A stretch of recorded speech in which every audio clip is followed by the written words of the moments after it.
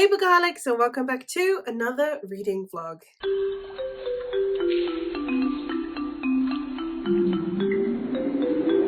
In this week's reading vlog, well, it's just over a week actually. Today is Friday. I'm going to be reading until next Sunday. And I have 3 books that I need to tackle. We're tackling my obligation reads for the month of January. I had 4 obligation reads. One was The Wind Through the Keyhole by Stephen King, which I started at the beginning of the month and DNF'd. So that one's not going to be on here. But my other obligation reads that I say obligation reads. I am not obligated to actually read any of these. But they're ones that I'm joining for read-alongs or ones that are part of a series that I am chipping away at, etc. Talking of series I'm chipping away at, the first one I have on here is The Alloy of Law by Brandon Sanderson, which is the first book in Mistborn Era 2. This one is supposed to be flintlock fantasy, I believe, and it is set a few hundred years after the events of the original Mistborn trilogy. I wasn't a fan of the Mistborn trilogy, but I am working my way through the Cosmere, and the next one that I have on the cards is this one. It's not very long, and I am hoping that I will enjoy it nonetheless. The other 2 I have are for read-alongs. One is hosted by the brothers Gwyn over on their Discord, and that is The Gardens of the Moon by Stephen Erickson. I believe a few of us are going to try and work our way through the entire Malazan universe, not just the Malazan Book of the Fallen. But starting with Malazan Book of the Fallen, and we have Gardens of the Moon, which is the first book. This one is quite a time. It is 703 pages. This one I have read before. I've said this way too many times. I'm very sorry if I'm boring you all. I've read this one before. I listened to the first 4 books via audio, and I was really enjoying them, but I knew I wasn't retaining as much as I could be if I was reading them physically, and I wasn't getting as much out of them as I would be if I read them physically. So I decided to stop, and now I'm going to go back to reading them physically. So that is where we're at. I'm going to be hopefully trying to do one a month, but these books are huge. This one's 700, the next one's 900. I just received the other one today, and it is over 1,000. I think it's 1,100 pages. So obviously I don't know if one a month is going to genuinely be possible. It will depend on the month. I did say at the beginning of the year, I think in one of my maybe year plan videos or something, that I would ideally like to get through at least like maybe 8 of these would be the hope, but we shall see. So the Malazan story as a whole, I don't actually really know. I just know that it's epic fantasy. But this one is following a siege of the last holdout city called Jarudistan. They're up against this very powerful mage. I can't even remember who all the POVs are, but I am very excited to get back into this and be able to actually give you some more cohesive thoughts, because I can't remember a lot of it. And then the other one that I am reading is The Clan of the Cave Bear, which is the first book in the Earth Children series. This is a series that I am reading on, hopefully going to be reading throughout the year on my channel. And there are 6 books in the series in total, and they're all a bit chunky, so we're doing one every 2 months. And yeah, this is the first one. And this is a story of a young girl. She's a Homo sapien, and she's taken in by a clan of Neanderthal. And the leader of the clan despises her. And I don't know a huge amount more about it than that, but I know that it's one of those that's like a classic. I also know that it's one of those that's mostly historical and just has some fantastical elements to do with their beliefs, which is very cool. So the history nerd in me is going to be very excited, because I've not really read anything in this time period. Very, very excited. So there you have it. Those are the 3 books that I am going to hopefully be getting through this week. Obviously, I have got 2 that are really chunky. I've got a 700 pager and a 500 pager, but this one kind of balances it out a little bit because it's very dinky. Here's hoping I have a good start to the week, because if you watched last week's vlog, it was not a good time. I will hopefully check back in once I have started one of these and can give you a little bit of a progress update on one of them. And until then, I will see you when I see you.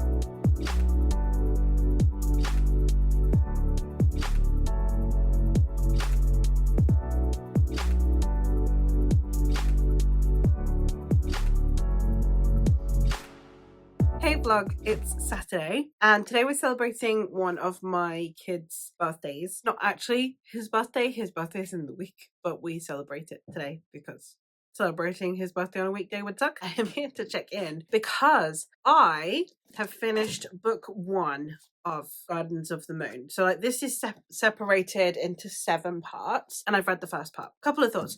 First of all, immediately got sucked back in. I don't know if that's just because of remembering things from before or if it is because it's actually just so well written that you sink in immediately. I don't know how much of that is just like a personal experience for me. I got sucked in almost immediately and I loved it. I remembered some of the characters and some of the scenes actually, which was great. I'd forgotten about the Warrens. I love the Warrens, and the fact that I'd managed to forget about it is kind of concerning of like how little I was actually remembering of this series. But like as soon as I read things, they come back to me and it's great. And then like scenes that I know happen in later books because of something mentioned in this one are kind of coming back to me. One of the things that I'm actually really loving is that this time round I am able to reference back to the glossary and I can check the dramatis personae and the map. It's not something I was able to experience last time. So it does mean that I am now having like a much nicer time because I don't have to feel like I have to remember who everyone is. I can just leisurely check. Do I need to check as much as I do? No, probably not. But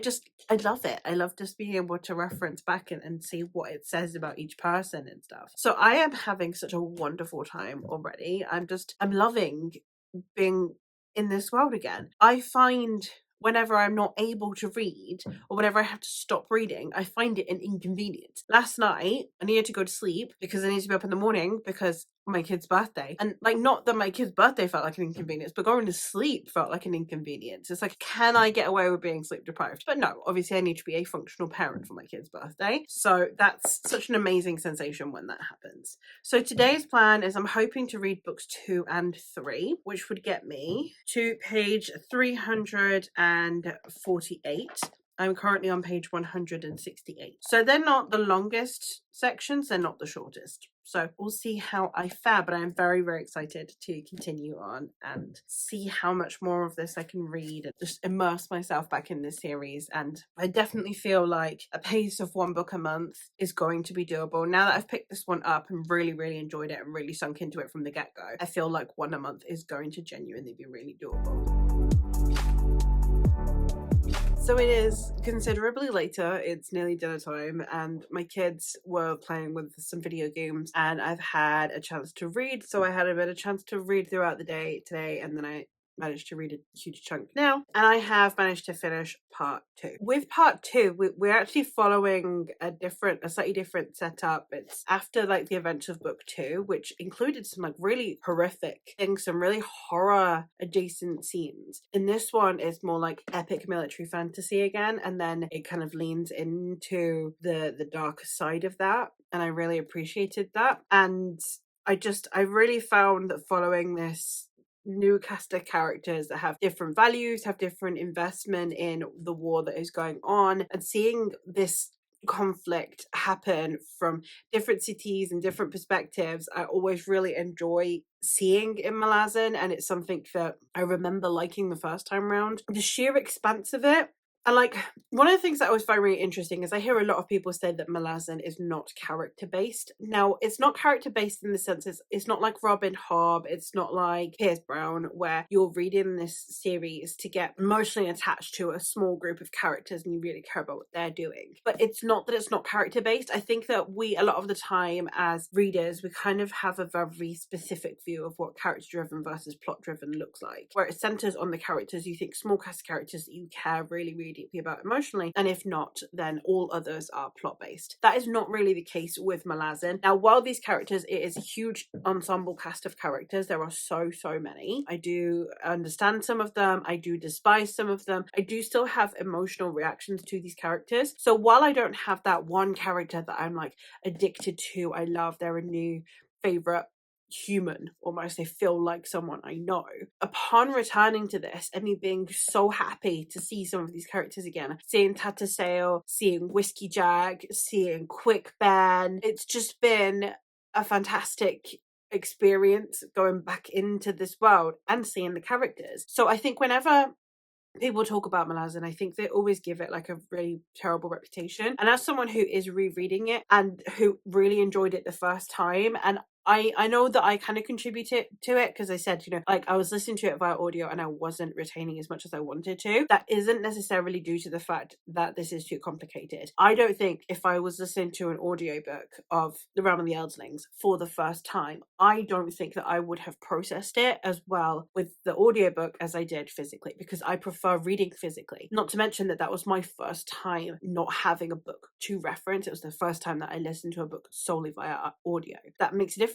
And I read the first 4, and obviously I had no reference materials. I didn't have a glossary, I didn't have a dramatis personae, I didn't have a map, I had nothing to reference back to. I had nothing to help me keep my focus. I think the third one, which is a huge book, I think was nearly 50 hours long, like longer than a working week to listen to that book. So my mind would drift. It takes so long. So for me, it wasn't that the books are too dense, it's that it wasn't an experience that I was used to. Coming back in and reading this physically and getting straight back into it and feeling I'm coming back to something I really, really enjoyed shows how positive my experience the first time around was. I gave this 4 stars the first time, but the way I am feeling about it already is that this genuinely, I can't remember things until I read them. Like I will read a scene and be like, yeah, I totally remember that, but I can't remember which ones go where, who goes when. For example, I'd forgotten that Tata Sale and her cadre are in the same scenes as the bridge burners. I did not know that that was this early on. I know it happened, but I didn't know it was that early on. Things like that. So there are scenes that I know happen, but I have no idea when they happen, how they connect or anything. They're just like disjointed scenes in my brain. At the moment, I can't predict how I'll find the latter 2/3 of this book, but as it currently stands, this genuinely could be a 5-star read upon reread, and that is awesome because I am having such a good time and I care about the characters. Yes, the world building is immense. Like there's no joke, it's immense. Like the dramatis personae is like 5 pages long. The glossary is about 10 pages long. There's 3 maps. There's a lot going on here. The world building is intense. So is this right for like first time fantasy readers? Probably not. If you are a fantasy fan, please do not let the Malazan is terrifying reviews put you off, because it has got characters that have got soul that you do care about, that you're invested in, characters that you loathe, characters that you fear, perspectives that are really fascinating, that verge on horror sometimes. We have loads of different elements going on in here, and it has a really interesting plot. And the reason that people don't normally talk about the plot for this is because it's got multiple plots happening. I wouldn't say this is any denser than anything else, and I wouldn't say it's any less emotionally impactful than anything else.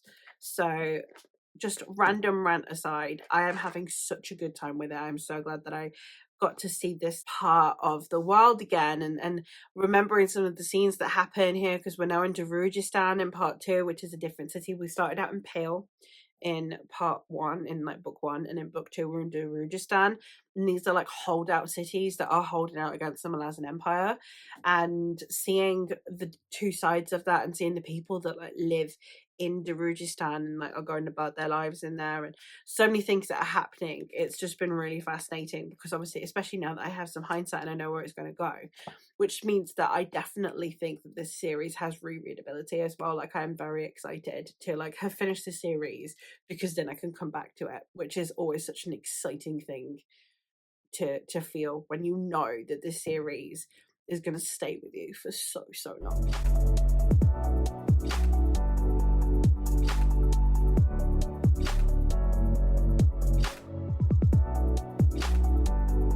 Hey vlog, it's Sunday. We're still feeling quite rough.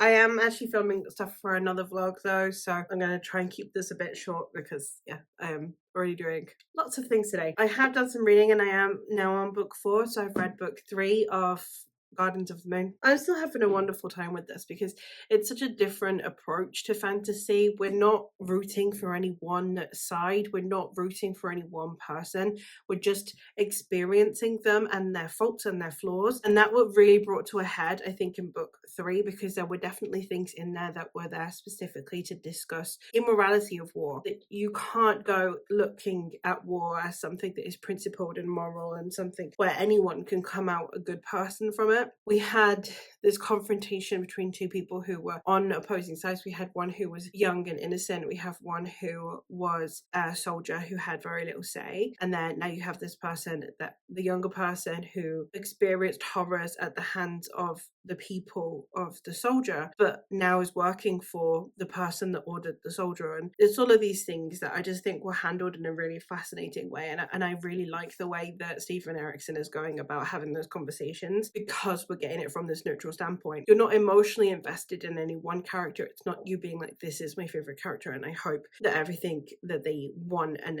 will ever need is what they get. You're just witnessing these people, and you can like them or dislike them or root for them or not root for them, but at no point is the story trying to tell you that this is the protagonist, this is the better person, this is the person you should be following. I am really enjoying that element to it, because it really does shine a different light and a different angle on such an epic story. The world building and the magic is continuously growing, as is expected from Malazan as well, so I'm really loving that. Seeing all of this unfold again has been a really good time, and witnessing it from the perspectives of these characters that I find so fascinating, that they're not morally grey in the traditional sense of just like they're a shit person that's done shit things but you find quite charismatic and enjoyable, like Octa. It's someone who hasn't always had necessarily much autonomy, or someone who is doing bad things and they know they're bad. It's not like, oh, but they're doing bad things but they didn't realize until later. It's someone who knows that they're bad but is doing them anyway. It's that kind of different type of morality, and the questions that are brought in is very fascinating, and I can't wait to continue reading this, I'm not gonna lie. And hopefully I'll also have time to read book 4 today. That's the hope. So I'm gonna leave now, and then hopefully I'll be back later and I can let you know how successful or not I was.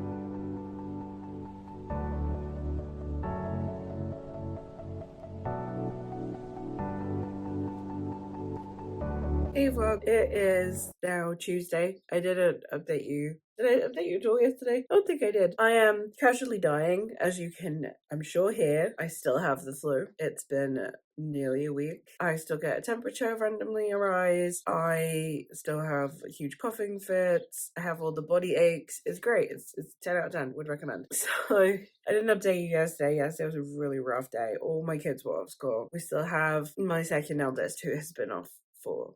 Tomorrow will make a week that he'll have been off school as well. He's not doing too good. Just one of those things. It's one of those weeks. But I have made some progress in Gardens of the Moon, so I thought I would check in before I finish it. I have read books 4 and 5, so I am now on book 6. And we had so many things happen in this part. And one of the things that I really love about parts 4 and 5 particularly is that at the end of 3 we had a slight shift in who is with who. So you had characters that were together in parts 1, 2, and 3. You had like these groups of characters that were together, and then that slightly shakes up in parts 4 and 5. So you have different pairings and different groupings for a little while, which works really well. You also have some like interesting stuff happening with the magic, some interesting kind of developments with some characters, kind of like they're almost their leveling up phase as well, which was really cool. And I'm really excited to see how so many of these foundational things that we're reading in this book are then going to come into fruition later on. What's really fascinating to me is, like, obviously because I have read books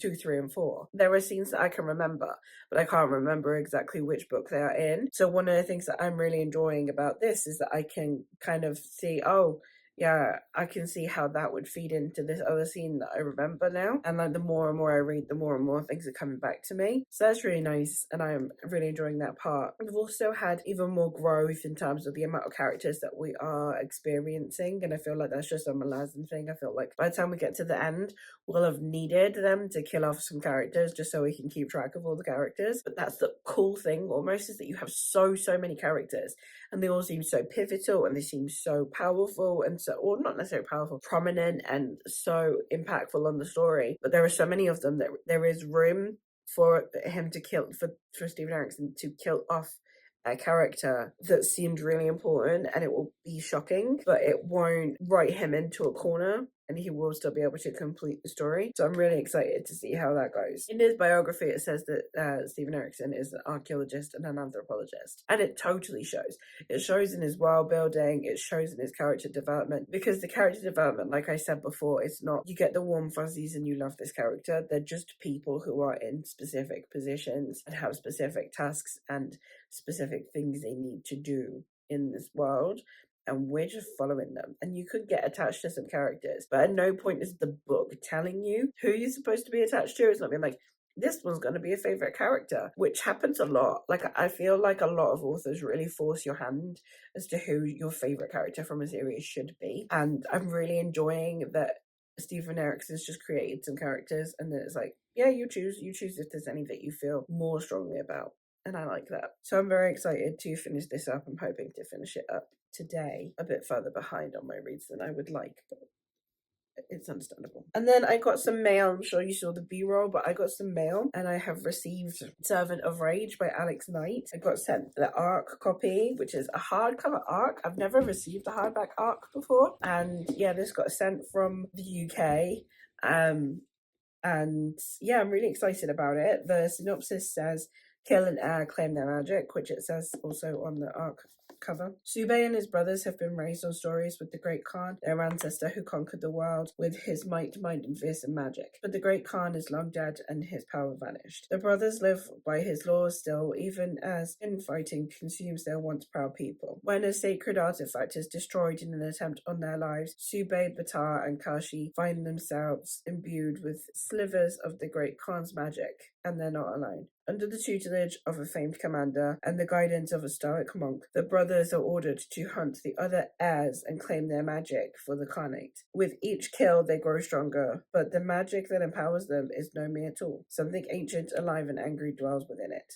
Kill an heir, claim their magic, but at what cost? It sounds great. This is from Portal Books, which is an indie publishing house, and it's really cool because it seems like they focus almost specifically on lit RPG. Portal Books is a digital publishing house that specializes in lit RPG, dungeon core, cultivation, and progression fantasy, which sounds very cool that we have a publishing house that is dedicated to that, especially with the rising prominence of lit RPG as well. So I'm very excited for this because again, I haven't read that many lit RPGs. I don't know if this one's lit RPG or if it is progression fantasy, but I'm excited nonetheless, and I'm hoping that I can get to this one soon. I'm supposed to be buddy reading this with a couple of friends that also got the ARC, so hopefully I don't know if I'm the last one to get their ARC. I don't know if anyone else is waiting for theirs, because all of my friends that were buddy reading this with are in the US, so they'll tend to get theirs quicker. So hopefully we can get to this one soon. But yeah, that's it for the update. It's not much, but it's something. And then yeah, hopefully I'll be able,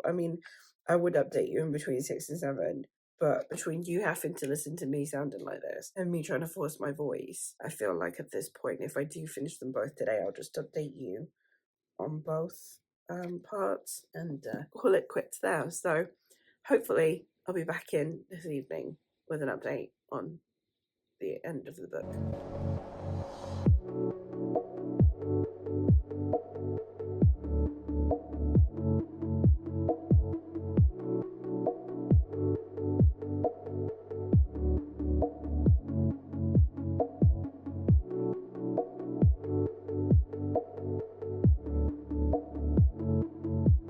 Hey vlog, it's Thursday, so I thought I'd check in. I have finished Gardens of the Moon. Yay, round of applause. I finished parts 6 and 7.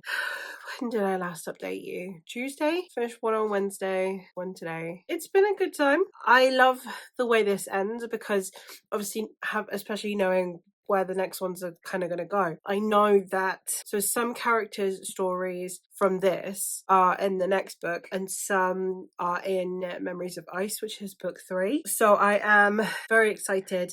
I think the ones that we follow in Dead House Gates are the ones that I am potentially more excited to be following, but I think Memories of Ice pulls from both this and Dead House Gates, if I'm not mistaken. I'm excited to see where this goes now that obviously I'm reading it physically and I can retain so much more detail and so much more information. So I'm very excited to continue on with this, and I will probably be doing so at the end of February, trying really, really hard to squeeze in another one in February. I don't know if that'll be the case, especially since, as you can probably tell, with it being Thursday, I am not going to be able to read the Alloy of Law. Alloy of Law is the only one that is a non-essential time frame, so I am not going to be reading that, and it's going to get pushed into February. But it's a short book, so hopefully in February I won't be feeling this awful and I'll actually be able to read it. So the hope is I am going to be starting now Clan of the Cave Bear, and this is going to be my next read. I haven't started it yet, I haven't had the time, but I am really excited to get into this one. I mean, I'm going in with realistic, I think, expectations. I think it's going to be quite slow. I think it's going to be quite dense, but I think it's going to be a good time. I am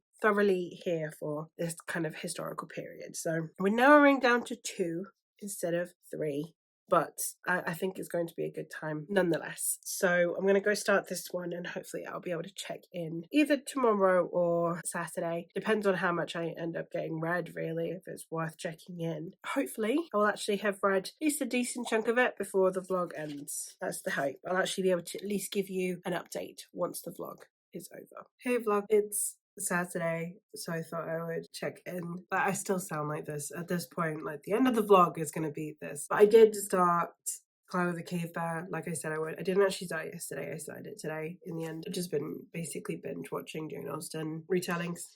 Not retellings, adaptations. I'm not functioning as a person. But I am now on chapter 6, and so far the writing style is very descriptive. It's kind of almost exactly what I expected it to be when I signed up for this. I'd heard it was very descriptive. It's classic fantasy, classic literature vibes. There's a lot of just telling you how every single thing is, and a very slow pace, which I am fine with. So far, I don't feel like that level of description is paying off in the sense of immersion or in the sense of connection, though. So sometimes, although books can be quite dense in their description, for example, like the Bitterbind series by Cecilia Dark Thornton or the Empire series by Raymond D. Weiss and Jenny Wirtz. Those are series that have got very, very heavily descriptive writing styles, but that I personally have still really, really connected with, and the level of description has at least aided with immersion and helped me really situate myself in the world and in the setting. And then also the level of, well, the sheer amount of words just means that you spend a lot of time with a character, sometimes not reading anything, and that can lead to a connection with a character. At least at the moment, in the 76 pages that I have read, I don't feel like I am any more connected to the characters or any more connected to the world and have a better understanding of the world than I would if this were more economically written. But it's a writing style choice, and it is what it is. I do find that there are a couple of things.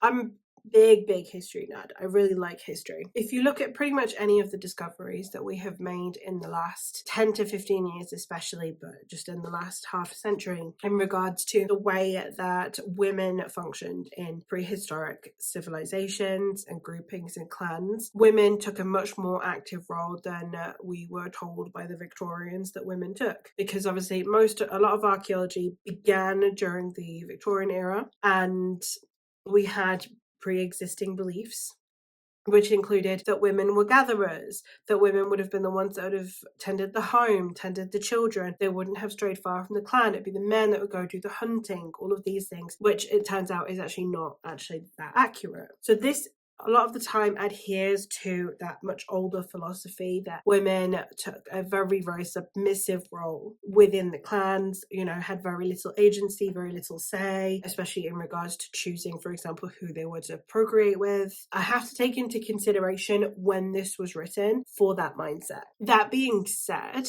I find that it's not any less frustrating to read. I'm going to see how, because obviously that's just something that is going to permeate the series. It's not something that's going to go away. So I am curious to see how I cope with that, really. I am really liking the way that we kind of are introduced to the habits of the clan, just the distribution of chores, the chores that would have been a priority, what would be important for the clan, and then, how they live their daily lives. That seems quite well researched for the research that was available at the time. So that is really fascinating. I can't speak very much as to the plot yet. There isn't much yet, and given that the back doesn't really give you much of a plot for the series, it's just there's this girl who is clearly Homo sapien who is amongst this group of Neanderthal, and that's kind of all you really get. I don't know how much plot we're actually going to get in this book because there isn't a hint of one on the back. So we'll see. But it's a 6-book series, so I feel like at some point we're going to have a plot, and it's not just going to be how this girl does or doesn't fit in with this group of Neanderthals. So yeah, I am very excited to continue. It's going sort of how I expected, really. It's got some outdated views on history. It's got an older writing style that I personally probably wouldn't have said is my favorite, but that I do sometimes appreciate, and a very vivid setting. So we'll see how I fare tomorrow, and I'll finish up this vlog, but this is definitely going to go into the Polar Fun vlog at this rate. Good morning vlog. I am here because I am wrapping up this vlog. It is Sunday. I can't imagine that I am going to make that much more progress in my read that I will be able to tell you some really intense thoughts or anything. I am now on page 180 of Clan of the Cave Bear. I'm liking it. All of my issues obviously haven't just gone away, so the issues are still there. It's something I'm just having to get used to. We're getting a little bit more plot now. I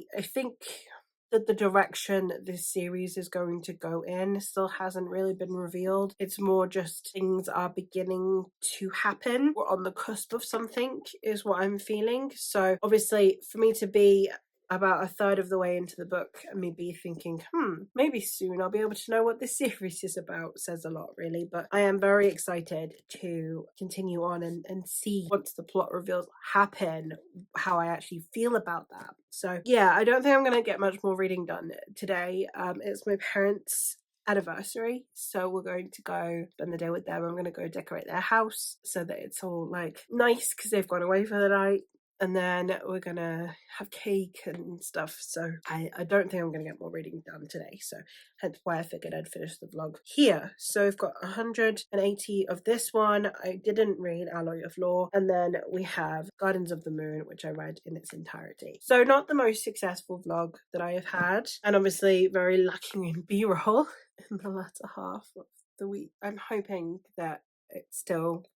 I have at least slightly interesting thoughts on the bits that I've read, maybe. And hopefully next week's vlog actually has some kind of content to it. I am so sorry. Between last week's just everything is there, and then this week I'm so slow. I don't know why I'm vlogging, but it's good to keep the habit, and I enjoy the process of vlogging. So at least I suppose it's a bit more realistic. Sometimes I don't manage to finish one of the things that I put on my TBR, and sometimes I don't even manage to finish in a vlog the things that I thought I could. So at least it shows a slightly more real side to my reading. I think it's really easy to vlog where it's like, oh yeah, I aced everything I wanted to read, but that's not how it always works. So I think the good thing about vlogging is that you can see the ups and the downs. And you know, this week are good books. So last week at least I was DNFing things that I didn't want to read, and this week they're good books. It's just that I can't concentrate. So different approaches, I suppose, to how I go about getting through my books, and the grace that I'm willing to give myself when I'm unwell. But that's it. That's it for this vlog. So we have a 5-star read, and I have a